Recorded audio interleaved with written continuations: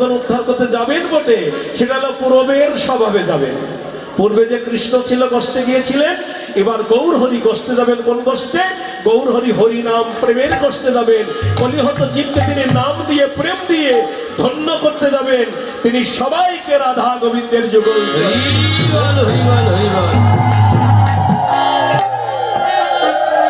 এত সুন্দর করে সাজিয়েছেন। পথে গিয়ে গৌরাঙ্গ নেচে বেড়াচ্ছেন, এত সুন্দর নৃত্য করছেন, পায়ের নুপুরগুলো রুনুঝুনো রুনুঝুনো করে বেজে উঠেছে। জানো তো বাবা, চোর সে সময় ছিল, আবার এই সময় আছে। করুন তো, প্রাণ ভরে বলুন রাধে রাধে রাধে রাধে। আরেকটু জোরে বলুন, আরেকটু জোরে বলুন রাধে রাধে, আরেকটু জোরে রাধে রাধে। তাহলে চোর তখনও ছিল, এখনো না, এখন চোর নেই, এখন আর দেশে চোর নেই, এখন আর চোর নেই, বুঝলেন? আছে কারা সুরবাহা গুরু, বুঝলেন? চোর নেই, সুরবাহা গুরু আছে। তা সেই হলো সারা পৃথিবীর 1 নম্বর চোর, বুঝলেন? তা চোর এখনো আছে, তখনও ছিল, এখন থাকবে। এইবার ওই চোর মনে মনে চিন্তা করেছে যে গৌরাঙ্গকে সচিমাতা এত সুন্দর করে নিমাইকে সাজিয়েছেন, নিমাইকে সাজিয়েছেন স্বর্ণ অলঙ্কার দিয়ে, এত মধুর করে সাজিয়েছেন, এত সুন্দর করে সাজিয়েছেন, এত মধুর করে সাজিয়েছেন, বলার নয়। চোর মনে মনে চিন্তা করছেন, এই গৌরাঙ্গকে যদি চুরি করতে পারি, ওই নিমাইকে যদি চুরি করতে পারি, তাহলে জীবনে আর চুরি করা লাগবে না। লাগবে কি বাবা? নিমাইকে যদি কেউ চুরি করে, তার জীবন আর চুরি করা লাগে? দুই চোর চিন্তা করলো, কখন দেখি সারাদিন নাম করে যখন ঘরে এসছে, এইবার সচিমাতা সন্ধ্যার সময় সন্ধ্যা দেবে তো, আর নিমাই রুনুঝুনু করে নুপুরের বাচ্চা চরণে বাড়ির বাইরে গেছে। দুই চোর দুই হাত পিড়ে ধরেছে নিমাই। নিমাই সারাদিন ভরে নিমাইকে চুরি করার জন্য ওরা ওদের অন্তরে শুধু নিমাই নিমাই নিমাই নিমাই নিমাই এই জপ হয়ে গিয়েছিল। তা একটা কথা আছে, শাস্ত্রে আছে যে নিমাই নিমাই বলে যদি ডাকা যায়, গৌর গৌর বলে যদি ডাকা যায়, কৃষ্ণ কৃষ্ণ বলে যদি ডাকা যায়, তা কৃষ্ণ নাই সে কি পারে? সে যদি চোর হয়, চোর হয়েও যদি কৃষ্ণকে স্মরণ করে, তাহলে ভগবান কিন্তু আসতে তিনি বাধ্য হবেন। ওই চোরের ডাকে ভগবানকে সাড়া দিতে বাধ্য হতে হবে, চোরের কাছে ভগবানের আসতে হবে। গৌরাঙ্গ মহাপ্রভু না যে করবেন কি, জেনে ডেকেছে গিয়েছে, দুই চোর হাত পেড়ে ধরেছে, দুই হাত। দেখো সারাদিন তোমাকে দিয়ে কিন্তু গৌরাঙ্গ নাম করিয়েছি,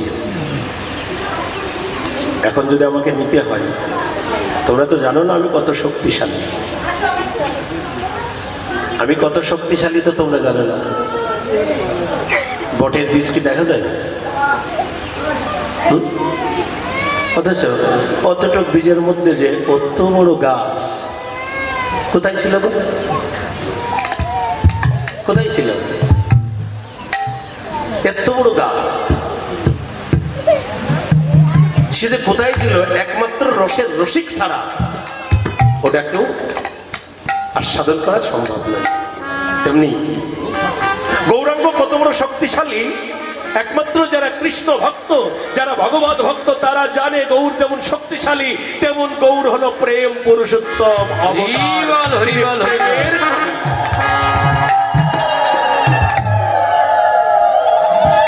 তিনি প্রেমের খনি, মাধুর্যের খনি।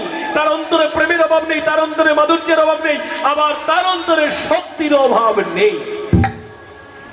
তাই গৌরাঙ্গ, তোমরা দুইজন যেহেতু আমার হাত ধরেছ,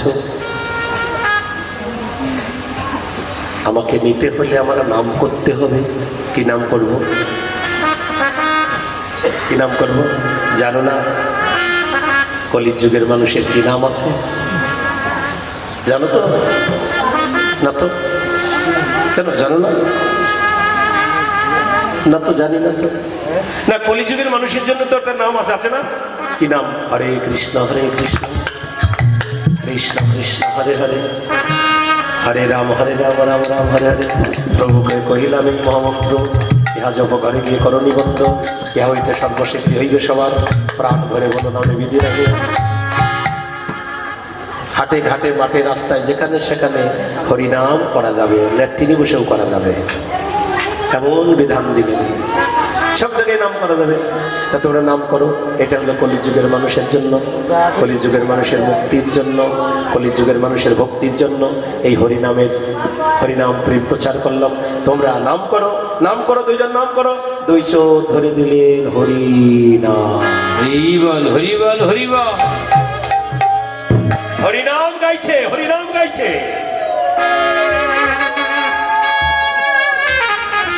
হরে কৃষ্ণ হরে। দাঁড়াও দাঁড়াও, যদি কোনো ছেলে ধরা পড়ে কি হয়? উত্তম মধ্যম কনিষ্ঠতা হবে নাকি? হবে না? উত্তম মধ্যম কনিষ্ঠতা হবে যদি ছেলে ধরা।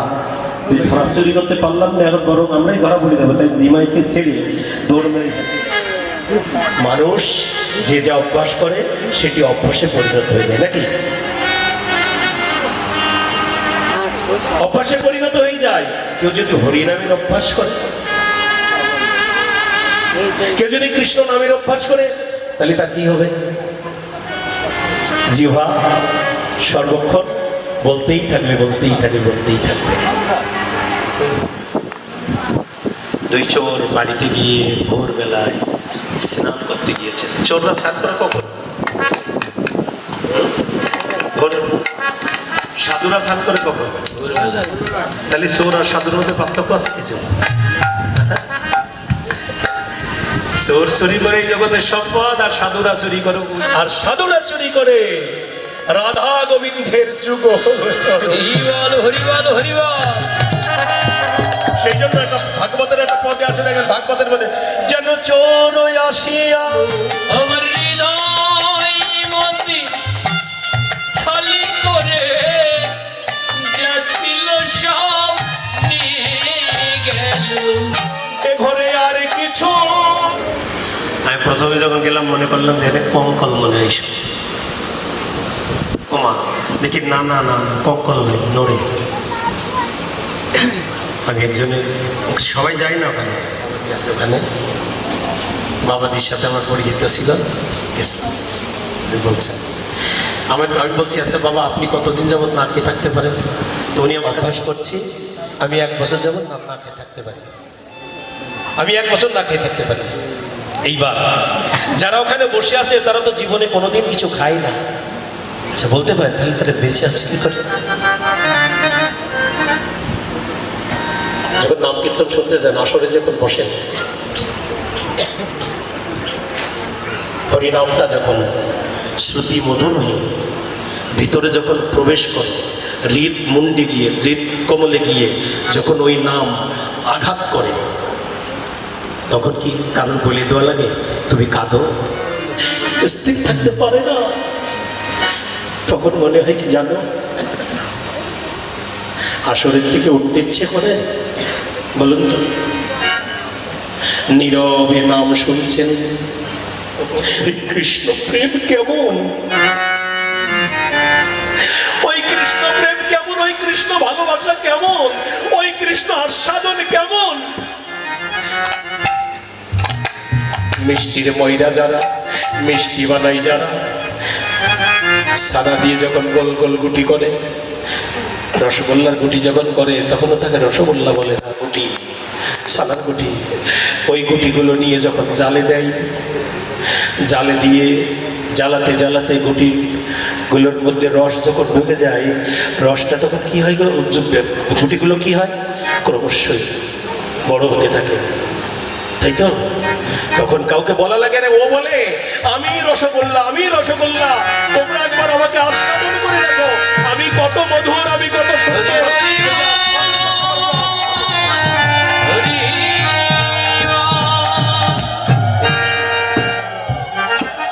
হেন প্রেম আস্বাদন যত ইক্কু ভুবন, মনোজলে না যাই দ্বিজন, ভেতরে আনন্দময় বাহিরে বিষম জ্বালা হয়, কৃষ্ণ প্রেমের অদ্ভুত লক্ষণ। হেন প্রেম যার মনে তার বিক্রম সে জানে, করে বিষ অমৃত একত্র ভজন।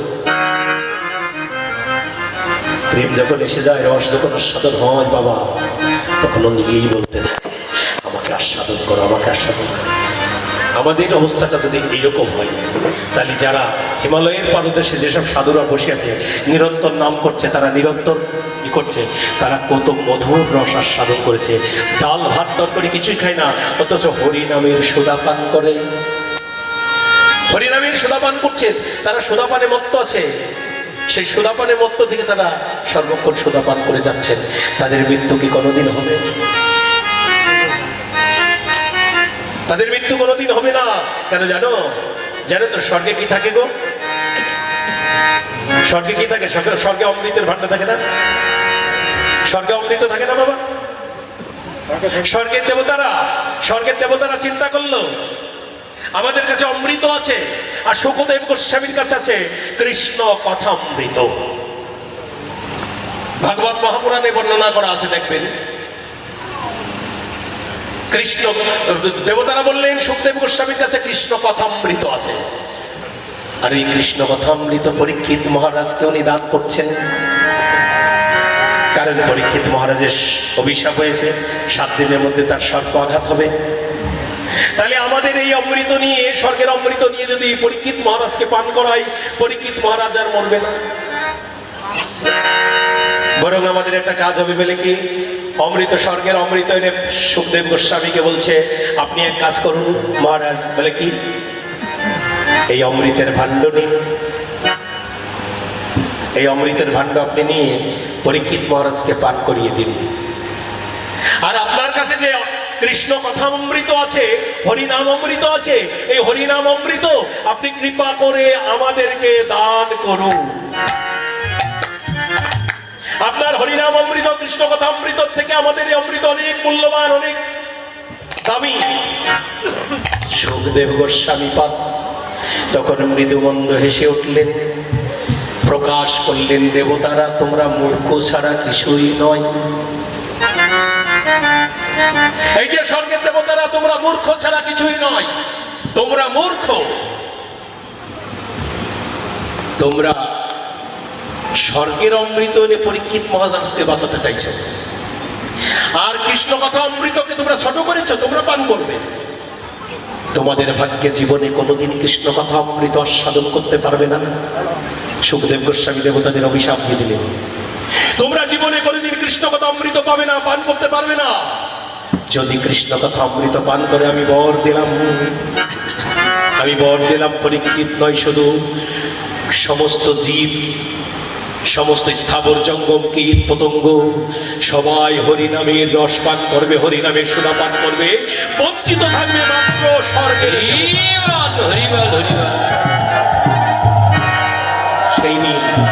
সেই জন্য বাবা, আমরা কিন্তু এই হরিনাম রসমাধুরী আস্বাদনের সৌভাগ্যতা লাভ করেছি শুকদেব গোস্বামী পাদের কৃপায়। সবাই হাত দুটো উঁচু করে বলুন রাধে রাধে। আরেকটু জোরে, আরেকটু জোরে, রাধে রাধে। এই জন্য গৌরাঙ্গ মহাপ্রভু চিন্তা করলেন, গৌরাঙ্গ মহাপ্রভুর অনেক বড় চিন্তা, যে এই কলির মানুষ মিথ্যে কথা বলবে, কলির মানুষ অসত্য কর্ম করবে, কলির মানুষ অসৎ কাজ করবে, কলির মানুষের আয়ু স্বল্প হবে। এদের জন্য আমার একটা এমন উপহার নিয়ে যেতে হবে, যাতে এই কলির মানুষ এরা খুব দ্রুত গতিতে, খুব তাড়াতাড়ি যেন রাধা গোবিন্দের যুগল চরণে পৌঁছাতে পারে। সেই অমৃত কি? সেই অমৃত হলো এই কৃষ্ণ নাম, হরিনাম। হরিবোল হরিবোল হরিবোল। এইবার গৌরাঙ্গ মহাপ্রভু শচীমাতা কাছে নাম করছিলেন, নিমাই। শচীমা বলছেন, এই নিমাই, ও নিমাই, এত অল্প বয়সে কাঁদছিস কেন? হরিনামের কি বুঝিস? হরিনামের কিছু জানিস? হরিনামের মাহাত্ম্য জানিস? নিমাই বলে, আমার হরিনামের মাহাত্ম্য তো জানার দরকার নেই মা, আমি কাঁদি কেন জানো? আমি কাঁদি না। বলে, তুই কাঁদিস না? বলে না। বলে, না না, শোন, আমার আগে একটা ছেলে ছিল, তার নাম ছিল বিশ্বরূপ। এই বিশ্বরূপ কিন্তু এই হরিনাম করে বিশ্বরূপ সংসার ত্যাগ করে চলে গেছে। আবার তুইও বিশ্বরূপের মতো শুরু করে দিয়েছিস। তাহলে কি তুইও আমাকে ছেড়ে চলে যাবি? মায়ের মনে ভয়, মা কৃষ্ণ নাম গাইতে দেবে না। কিন্তু যারা ভক্ত হয়ে যায়, যারা হরিবল বলে, যারা সাধুগুরু বৈষ্ণবের সঙ্গ করে, তাদের যত ভয় আসুক না কেন, ভয় দেখাক না কেন, তারা কি ভয় পায়? না না, কৃষ্ণ সঙ্গ এর থেকে বড় সঙ্গ আর নেই বাবা। জগতে যত প্রকার সঙ্গ আছে, কৃষ্ণ সঙ্গ, কৃষ্ণ ভক্তের সঙ্গ, এর থেকে বড় সঙ্গ আর নেই। তাই আমরা যেন প্রাণ ভরে সর্বক্ষণ যেন সাধুগুরু বৈষ্ণবের সঙ্গ করতে পারি। তাই বলে কয়েছে লোচন সচির অঙ্গিনাই, কহিছে লোচন, কহিছে লোচন সচির অঙ্গিনাই, বলে বাসনা পোড়ালো কহিছে লোচন সচির অঙ্গিনাই, সচির অঙ্গিনাই, বাসনা পুরানো। বলে এইবার লীলা প্রকাশ হলো, এইবার লীলা প্রকাশ হলো। লীলা এতক্ষণ গোপনে ছিল, বলি এইবার লীলা প্রকাশ, লীলা এতক্ষণ গোপনে ছিল, বলি গৌরব ইন্দ্র এবার লীলা প্রকাশ হলো। এবার লীলা প্রকাশ হলো। আই গৌরব এবার লীলা প্রকাশ হলো। এবার লীলা প্রকাশ হলো। ওরে পবিত্র লীলা, এবার লীলা প্রকাশ হলো। মসজিদ কিন্তু 1 কিলোমিটার পড়বে, তাই না? হ্যাঁ, চুপ করে কিন্তু তালি লাগাতেই দোষা, তালি কি পাবো? রাধে রাধে, সবাই ধরে ধরে। রাধে রাধে রাধে বসন্তী রাধে, রাধে রাধে রাধে বসন্তী রাধে, রাধে রাধে রাধে বসন্তী, রাধে রাধে রাধে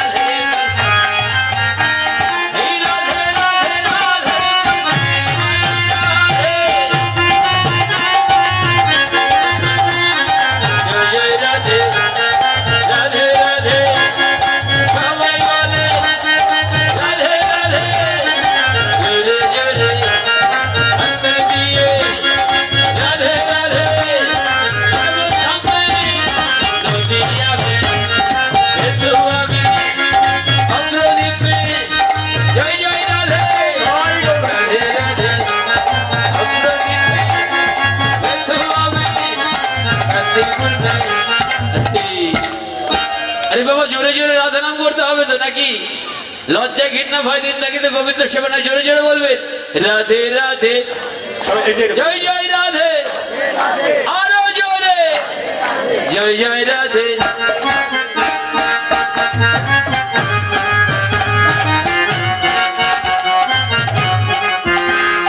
জয় জয় রাধে, রাধে রাধে সবাই বলে জোরে জোরে,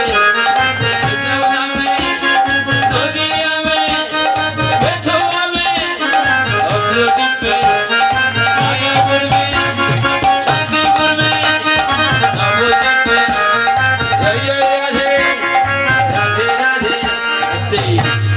বৃন্দাবনে আশ্রয় তত্ত্ব রাধারানী, বিষয় তত্ত্ব গোবিন্দ। এবার আমরা রাধা গোবিন্দের জয় ধ্বনিতে বৃন্দাবনে যাবো, সবাই মিলে হরি বল রাধে কৃষ্ণ বলে দুটি বাহু তুলে। সবাই সম্পূর্ণ উঁচু করতে হবে, অর্ধেক করলে হবে না বাবা। মহাজন বললেন এন্টি না সোজা করো, সবই ভালো আসবে। যাদের হাত আছে তারা উঁচু করে না, যাদের হাত নাই তারা উঁচু করবেন না। যে পিছনে অনেক মায়ের অর্ধেক হাত দেখা যাচ্ছে, সম্পূর্ণ জোরে উঁচু করতে হবে হরিবল। এবার উপর দিয়ে করতালি দিবেন রাধে কৃষ্ণ বলে দুটি বাহু তুলে, চলো রে যাই বৃন্দাবনে।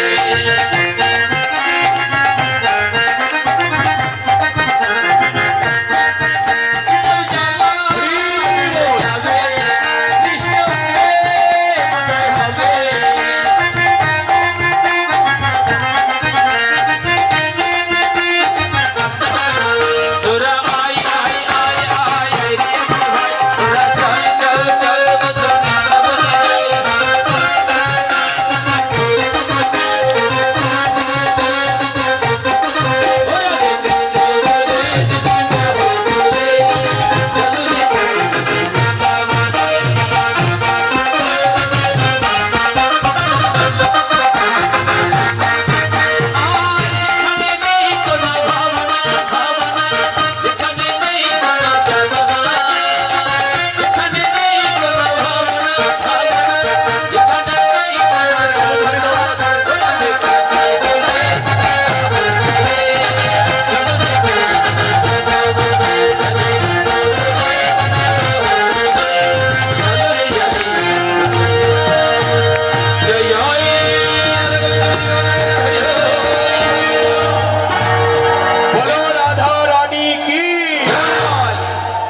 আরেকটু জোরে। রাধা রানী কি, জয় রাধা রানী কি, জয় শ্যাম সুন্দর কি, শ্যাম সুন্দর কি, জয় শ্যাম সুন্দর কি, জয় নিতাই গৌর হরি। শোনেন হাসি পাখাটি তুলায় নুপুর বাজায় আধো বদনে হাসে আমার ঈশত হাসিয়া দুকর পাতিয়া, কিশত হাসিয়া দুকর পাতিয়া আহার ননি দে দে মা বলে রে গোপাল। নদী দেবা বলে রে গোপাল নদী দেবা বলে রে মায়েরা বাবারা, মা সকালবেলা উঠে গোপালের চরণে, ভালো করে শুনুন, চরণে তেল দিচ্ছিলেন।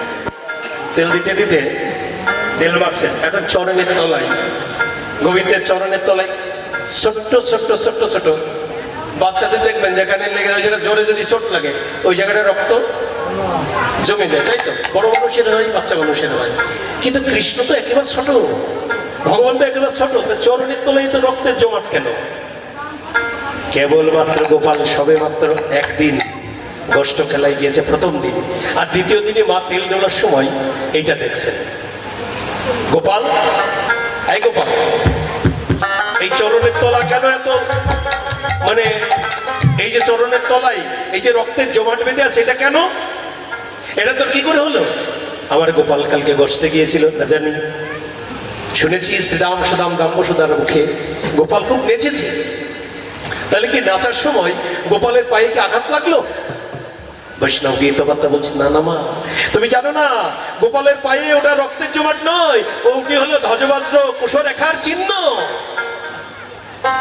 গোপালের পায়ে, গোপালের বাম চরণে 8টি চিহ্ন আছে, ডান চরণে 11টি চিহ্ন আছে, মোট 19টি চিহ্ন। এই 19টি চিহ্ন গোপালকে বলছেন ওটি আসলে চিহ্ন, ওটি মকরবাচের চিহ্ন আছে, ধ্বজার চিহ্ন আছে, ঘটের চিহ্ন আছে, ইত্যাদি প্রকার চিহ্নগুলো গোপালের চরণে আছে। মা যশোদা দেখে মনে করছে রক্তের জমা। তা বলছেন, ও মা তুমি বুঝবে না। মা বলছেন, মাকে বলছে, মা আমার খেতে দাও, ননি খেতে দাও। মা তখন চিন্তা করলো সুযোগ আমার এসেছে, আমি খেতে দিতে পারি, তোমাকে আমি খেতে দিতে পারি, তবে একটা কথা শোনো। বলে কি? আমাকে একটু নেচে দেখাবে, নাচতে পারবে? মা চিন্তা করলো গোপালকে আমি যদি নাচতে বলি, পায়ে ব্যথা থাকলে কি আর নাচা যাবে? পায়ে ব্যথা থাকলে কি নাচা যাবে? নাচতে পারবে না। আমি বুঝবো যে না, কালকে কষ্টে যে নেচেছে বলে গোপালের পায়ে চোট লেগেছে, সেই জন্য গোপাল নাচতে পারছে না। বলছে, হ্যাঁ আমি যদি নাচি, গোপাল বলছে, মা আমি যদি নাচি তাহলে কি তুমি আমার উদর পূর্ণ করে খেতে দেবে, আমার পেট ভরে ননি দেবে? বলে হ্যাঁ দেবো। তাহলে ঠিক আছে, আমি তো নাচবো, তাল ধরবে কে? মা বললেন, আমি ধরবো। অমনি ঠিক আছে মা, তাল ধরো আর আমি নাচি। ও আমার নাচরে জাদু মনি,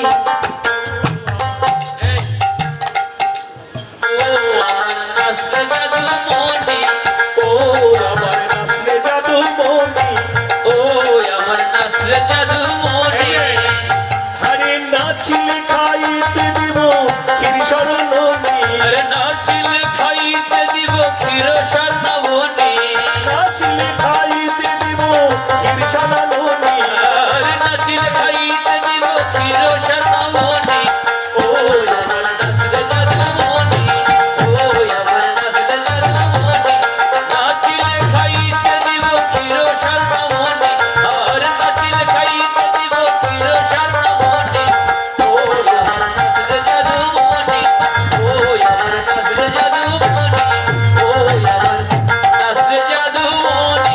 ও ভাইয়েরা, গোপাল তো নৃত্য করতে লাগলো। নৃত্য যখন করেছে, দাও মা খেতে দাও, ননি দাও। না না, আমি একা দেখলাম, এই ব্রজবাসী তো তোমার নৃত্য দেখিনি। ও আবার ব্রজবাসী, আচ্ছা আমি যদি ব্রজবাসী তোমার নৃত্য দেখাই তাহলে কি আমার পেট ভরে খেতে দেবে? বলে নিশ্চয়ই দেবো। তাহলে দেখুন, মা যশোদা বললেন, এসব ব্রজবাসী, তোরা কে দেখবি? সবাইকে ডাকছে, তোরা কে দেখবি? দেখবি যদি আইরে ছুটে আই তোরা দেখবি দেখবি যদি আইরে ছুটে আই এই যে গোপালে নাচিছে এই যে মোরাঙ্গি নাই এই যে গোপাল নাচিছে আমার ঘোড়া ঘুরে গোপালে নাচিছে এই যে মোরাঙ্গি নাই এই যে গোপাল নাচিছে আমার ঘোড়া ঘুরে গোপাল যখন নৃত্য করতে লাগলো, মা দাও, ননি দাও, খাবি কত খাবি, তুই যত খাবি আমি ততই দেবো। বারবার চাইছে পেট ভরে দাও না খেতে। মা কি করলেন বাবারে ভালো করে শুনুন, এক ভাণ্ড গোপালের হাতে দিয়ে দিল, এক ভাণ্ড গোপাল খেয়ে নিল। মা তুমি আমার এক ভাণ্ড দিলে, আমার কিন্তু পেট ভরলো না। এক ভাণ্ড ননি দিয়ে দিলেন, পেট ভরলো না গোপালের। মা আর এক ভাণ্ড দিলেন, গোপালের পেট ভরলো না। দুই ভাণ্ডে আবার পেট ভরলো না, তাহলে আরেক ভাণ্ড দিল, আরেক ভাণ্ড দিলেন, তিন ভাণ্ড খেয়ে নিল, পেট ভরলো না। চার ভাণ্ড দিল, খেয়ে নিল, পেট ভরলো না। পাঁচ ভাণ্ড দিল, খেয়ে নিল, তবু গোপালের পেট ভরলো না। মা তুমি আমার পাঁচ ভাণ্ড ননি দিলে, আমার কিন্তু খেয়ে পেট ভরলো না। মা রাগ হয়ে গেছে, একটু ফোটা ছেলে এত খাওয়া খাই, বলে আমার পেট ভরে, তুমি তো বলেছি উদার পুড়ে দেবো খেতে। বলে তুই কত খাবি, আমার ঘরে পরিপূর্ণ নবনী, আমি ভাণ্ডগুলো ভরে রেখেছি, আমি ভাণ্ডগুলো ভরে রেখেছি, তোকে ননির সেবা তুই কত খাবি। গোপাল তখন মনে মনে হাসছে, ভালো করে শুনো মা, এই যে বাবা এই জায়গায়, গোপাল মনে মনে হাসছে, গোপাল মনে মনে হাসছে। মা তুমি সবই জানো, একটা জিনিস তুমি জানো না মা। কি জিনিস জানো না? তুমি জানো না গোপাল অহংকারীর ঘরে খায় না। যারা অহংকার করে সেই অহংকারীর বাড়িতে কখনো কোনোদিন কৃষ্ণ সেবা হয় না। হয় কি বাবা? মা তুমি অহংকার করলে কত খাবি, ঘর ঘর পরিপূর্ণ নবনী। দাঁড়া, তোর নবনী তুই কত খাবি আমি দেখছি, দাঁড়া দাঁড়া। এই দাসী, এই ঘরের দিকে নবনীর ভাণ্ডগুলো নিয়ে তো গোপাল কত খাবে আমি দেখে নেবো আজকে। ছোট্ট গোপাল ও কি জানে এত নবনী খাবে? ঠিক আছে। দাসী যেই না ঘরে গেছেন, দাসী যেই না ঘরে গেলেন, মা ঘরে গিয়ে দেখে ভাণ্ড আছে, কিন্তু একটা ভাণ্ডের মধ্যেও ননি নেই। ভাণ্ডগুলো পড়ে আছে, একটা ভাণ্ডের মধ্যেও ননি নেই। সে কি মা, ও মা, একটা ভাণ্ডেও ননি নেই, কারণ কি মা? মা ছুটে এলেন, সে কি রে, আমি তো প্রত্যেকটি ভাণ্ড ভরে ভরে রেখেছিলাম, ননিগুলো গেল কোথায়, কে নিল? কে নিল জানো? ওই যে মা অহংকার করে ফেলেছে বলে কৃষ্ণ ননিগুলো সব সরিয়ে ফেলেছে, যে তোমার ননি কৃষ্ণ সেবায় লাগবে না, তোমার ননি কৃষ্ণ সেবায় লাগবে না, এ ননি কৃষ্ণ সেবার জন্য না। মা তখন চিন্তা করলেন, তাহলে কি করি? ননি যেহেতু নেই, তাহলে কি আমার গোপালের কোনো অপদেবতাই ধরে, আর সেই অপদেবতা ননিগুলো নিয়ে গেল। আমি বৃন্দাবনে ভূতের রাজার পুজো দেব। ভূতেদের রাজাকে জানো মা তোমরা কেউ? ভূতেদের রাজাকে কেউ জানেন বাবা? ভূতের রাজাকে, বৃন্দাবনে একটা মন্দির আছে, ভূতেশ্বর মন্দির। এই মন্দিরটা ওই মানে 84 কোটি বৃন্দাবন পরিক্রমা দিতে গেলে মানে মথুরায় আছে এই ভূতেশ্বর মন্দির। এই ভূতেশ্বরে দর্শন করে, ভূতেশ্বর দর্শন করে তারপরে 84 ক্রোশ ব্রজমণ্ডল পরিক্রমা শুরু করতে হয়। আমি ভূতের রাজার পুজো দেব, আমার গোপালের ভূতে ধরেছে। মা কি করলেন, একেবারে বিল্লপত্র সমস্ত কিছু জোগাড় করে নিয়ে ভূতেশ্বর মানে ভূতের রাজাকে জানো? ভূতের রাজা হলো দেবাদিদেব মহাদেব। মহাদেবের মন্দির কোথায় গো? মহাদেবের মন্দির কোথায় হয় বেশি? শ্মশানে। ওই যে বললেন শ্মশানে, শ্মশানে। আমি এই ভূতের রাজার পুজো, কিন্তু ভূতের রাজা তো আরো জায়গা আছে। বৃন্দাবনে 84 কোটি ব্রজমন পঞ্চকরশ পরিক্রমা দিতে গেলে ওখানে গোপেশ্বর মহাদেব আছে। তাই মা যশোমতী বিল্লপত্র সমস্ত কিছু নেই, গোপালকে ঘুম পাড়ালেন। ঘুম পাড়িয়ে ঘরে ঘুম পাড়িয়ে বাইরে শিকল বেরিয়ে দিয়ে ধুয়ে বিল্লপত্র সব কিছু নিয়ে মা গোপেশ্বর মন্দিরে চলে গেছেন। গোপেশ্বর মন্দিরে গিয়ে বলছেন, বাবা মহাদেব, আমার গোপালকে তুমি ভালো করে দাও, আমার গোপালকে ভালো করে দাও। এই বলে মহাদেবের চরণে কপাল ঠুকছেন আর কাঁদছেন। ভালো করে দাও গোপালকে। যতবার গোপালকে ভালো করে দাও, গোপাল ঘুমের ধরে চমকে চমকে উঠছে। ভগবানকে যদি কেউ ভক্তি সহকারে ডাকে, আমার গোবিন্দকে যদি কেউ ভক্তি সহকারে ডাকে, আমার গোলকের ভগবান চমকে ওঠে। ভক্তের ডাকে ভগবান চমকে ওঠে। ভগবান নিজে নিজেকে ধরে রাখতে পারে না। তাই মা, গোপাল তখন চমকে উঠছে। গোপাল চমকে উঠে ঘুম থেকে জেগে উঠে